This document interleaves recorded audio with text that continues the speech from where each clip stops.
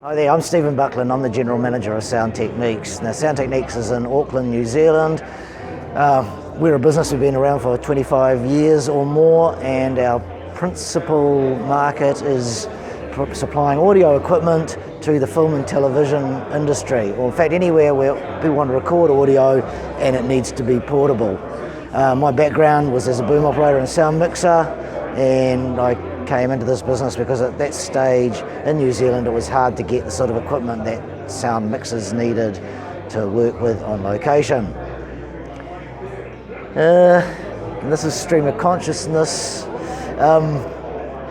So here we are at the our biennial trade show, the Pro Audio Showcase, and we've been doing this is the fifth one we've done, so we've been doing these for 10 years. A bunch of us get together and find a nice room where we can put our various companies can present their products and invite the public along, or invite the professionals along to come and see a range of audio gear that's available in New Zealand with local support. So I'm going to show you this sound device's MixPre6, and this MixPre6 was launched in April this year, and it's a fascinating device. Like most sound devices, pieces of gear, you can put a myriad of signals into it and get a myriad of signals out. There are lots of other products on the market that do similar things, but most of them don't have the same sort of features as the MixPre series does. One of the first distinguishing features is the build of it. It's built to the same quality that sound devices more professional boxes make, like the 633 and the 688. So they haven't compromised on quality. And also, it also uses the same sort of technical ingenuity as the other, and the experience that they have in over, I think it's 18 or 19 years of making professional sound equipment. So let's have a look at it. This one is powered up here by an external power supply. Runs on the USB-C port, if I can get it to work, and power it up here. Here it goes. Lights flashing at you. There's plenty of indication of what's going on.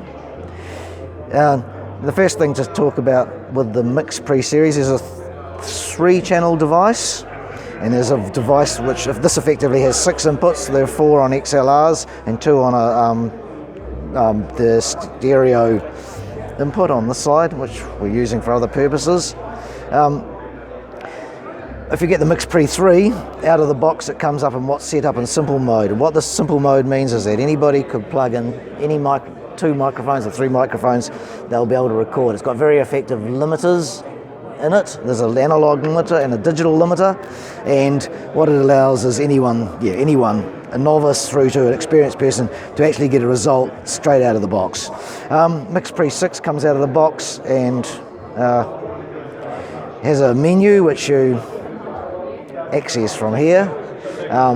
You can see 3 ellipsis circles which allow you to go through the various stages of the menu, but we'll go through to the final stage because that's sort of what I'm talking about here. Through, and you'll see that says the system. I'll move the water, we don't like that on set. Go to the system menu, you'll see that this is set up in advanced menu. So this gives you access to all the functions which are available within the device. Now, this is a standalone recorder, but it also acts as an interface to a computer. As a standalone recorder, I won't unplug it because we'll lose all our features.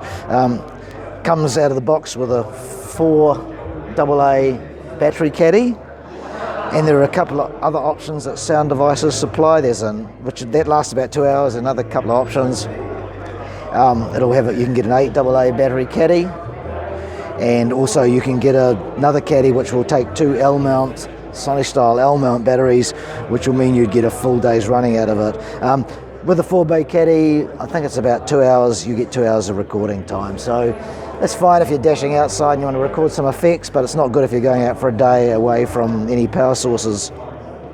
There are a variety of aftermarket solutions for powering coming around, but bear in mind it's only been around since April, and it's only in recent time, in fact in the recent couple of weeks, that we've actually been able to order them and get them supplied in the wait. Oh, sorry, start again.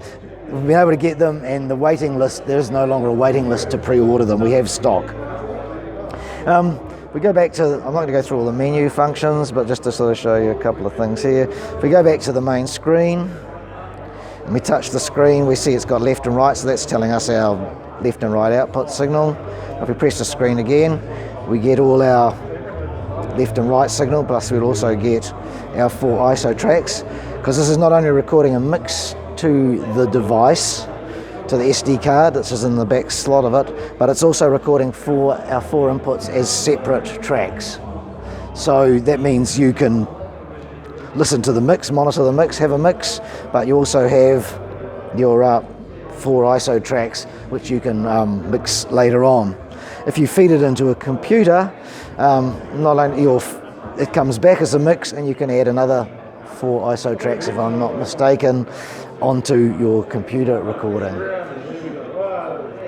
Believe me, I think that's right, and I will look for the flaming if I'm correct. If we press the screen again, that will tell us the level of the 2 tracks coming back from the USB stream. Put it back down.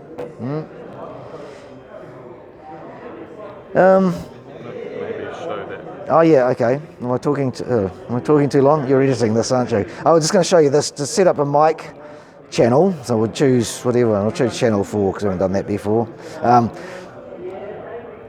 To record the ISO tracks, you need to arm the track. Okay, so that track was armed. It is armed again now. Once you press the button down, it activates the channel menu. You'll see there's a gain control, so you set the gain effectively manually, and it's fixed, and then this knob acts as a fader. You can solo each channel, and you can pan each channel left, center, right. Okay. While we're on the channel menu, you can change the input from mic to line level. You can set up phantom power on or off. There's a low cut filter, which you can set what degree of low cut filter you want, and you can change the phase, reverse the phase of the channel as well. And in the third menu, you can also set a delay, because if you're playing it back from a computer, there will be a delay, and so the signal will be delayed, so you might want to delay the input signal relative to the playback signal.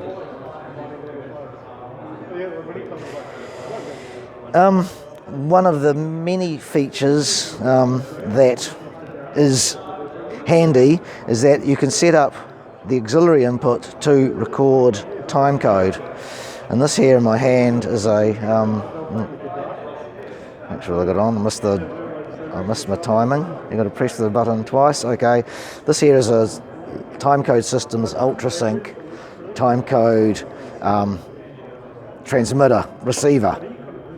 Now it's actually receiving a signal from a master which is over behind us.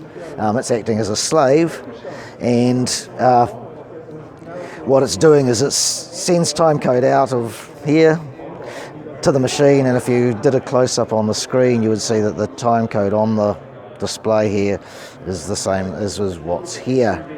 So when I go into record, that'll stamp the file with that timecode, the timecode at the moment that I press record. Which means if you want to run it with a camera that will also record timecode, you can synchronize the 2 things by use of timecode.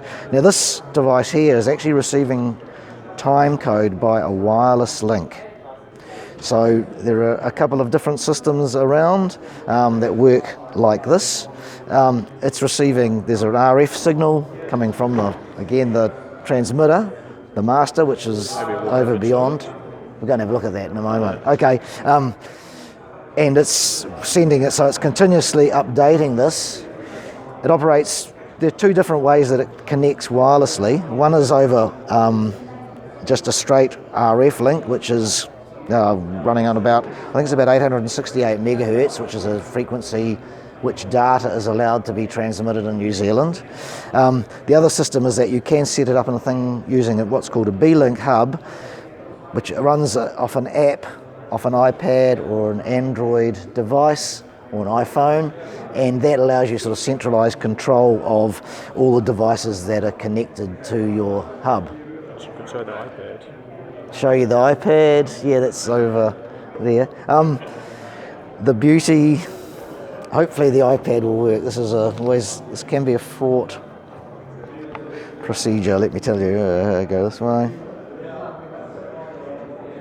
Okay, so here's, will it work? Yes it is. This is the master, where's the... It's over here. Oh, it is over, thank you. Oh, okay. This doesn't like being turned on and off, so you best, because it's working on its own, it's setting up its own Wi-Fi network.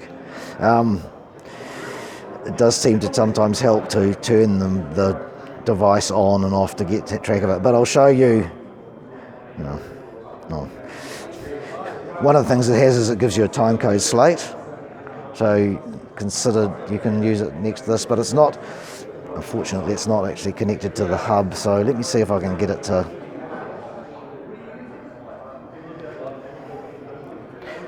It's got to set up its own Wi-Fi network, so it's got to avoid other Wi-Fi networks which are operating in the same environment. Let me see if we can get it to... Maybe it was a little bit too spontaneous, maybe just close it out. Yeah.